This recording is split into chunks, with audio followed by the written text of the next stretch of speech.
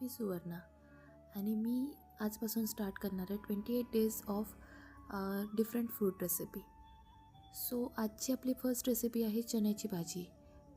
तर त्यासाठी आपण चण्याच्या भाजीला सगळ्यात आधी धुवून कापून घेतलेलं आहे. त्यात आपण टाकणार आहोत हिरवी मिरची आणि लसणचा पेस्ट, टमाटर आणि कांदा. सुक्या मसाल्यांमध्ये आपण टाकू जिरं, मीठ, मोहरी आणि हळद. एकदम सिंपल रेसिपी आहे आणि अगदी एवढंच याच्यात होऊन जाईल. तर तेलात आपण जिरं आणि मोहरी परतून घेतलेली आहे. त्यामध्ये मी अगदी थोडासा कांदा टाकलेला आहे बारीक चिरून.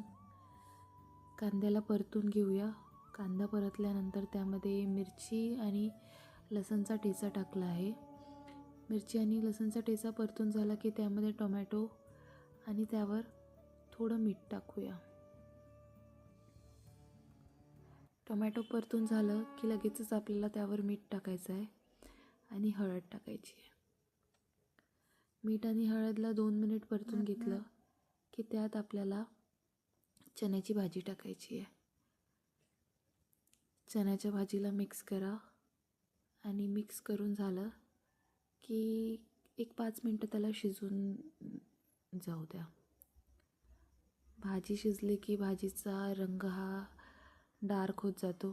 भाजी पाणी सोडते आणि पाणी सुटलं की जसे जसे भाजी शिजत जाते तसं ती ड्राय होत जाते. सो रेडी आहे.